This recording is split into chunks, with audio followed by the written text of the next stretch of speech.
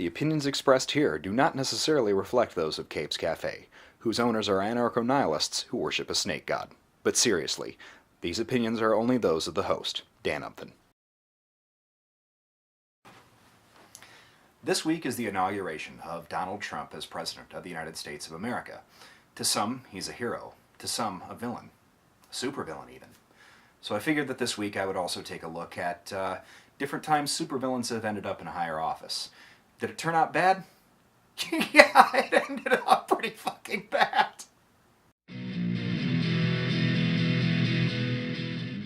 In Lex 2000, Lex Luthor ended up becoming President of the United States of America. You know, the guy that tried to murder the symbol of truth, justice, and the American way 8,427 times. He got into office. He got more than 270 electoral votes. Oh, how? Did he tweet negatively about his opponents? Did he say that he was going to grab somebody by whatever? No, weirdly, he did it by advocating investment in technological infrastructure. And the first thing that he did in office was ban fossil fuels. Yeah, a supervillain did that. Luthor successfully repelled an alien invasion of Earth, which was a good thing, but he did it by trading Doomsday to Darkseid for weapons in return for help from the Apocalyptians, which Superman and Batman exposed in the whole Public Enemy storyline, and as a result it ended Luthor's term in office after Superman and Batman beat the crap out of him while he was wearing Apocalyptian power armor. So, banned fossil fuels and colluded with Darkseid.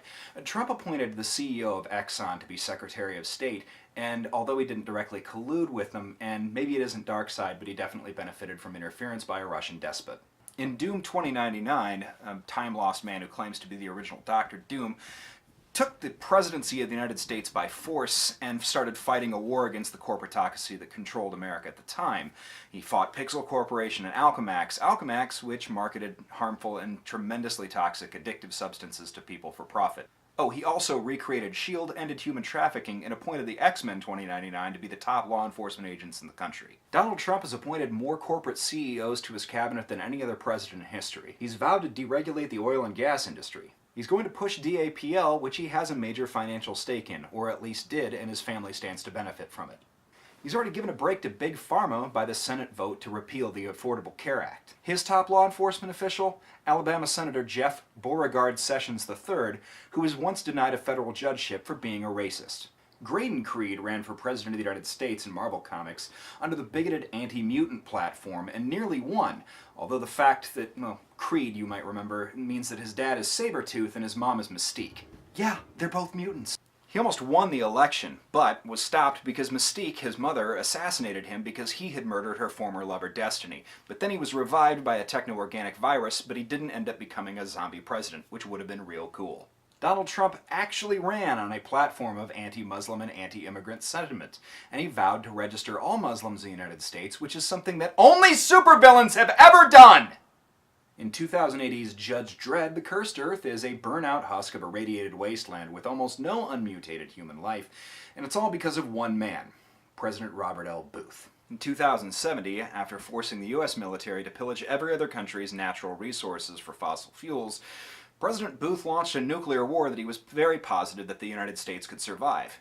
It didn't. Instead, America, and much of the planet, ended up an irradiated wasteland, like I said. Law and order ended up becoming restored, but that was when the judges took over. Judge Solomon, one of the first, sentenced President Booth to 100 years in suspended animation. Trump hasn't started a nuclear war yet, but his tweets, we'll see. There's more fictional evil presidents, of course, especially in comic books. There's Richard Nixon in The Watchmen, and there's Smiler from Transmetropolitan. In case you're not sensing the pattern here, Donald Trump isn't even actually president, and he's done more actual bad shit, and worse shit even, than some of the real fictional supervillains that people made up taking over the United States. That's crazy! Anyway, here's the positive upshot. In every story, the heroes do what's right. They stand for peace, they stand for righteousness, they stand for justice, they expose what's wrong, and they make sure that they always take the high ground. Life goes on.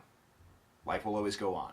See you next week when I do this video from the gulag that I'll probably be sent to, or work camp. Anyway, thanks everybody for watching. Take care. Have a great week. Once again, the opinions expressed here do not necessarily reflect those of Capes Cafe, its affiliates, friends, loved ones, suppliers, anything. Just me. Just me alone. Just me.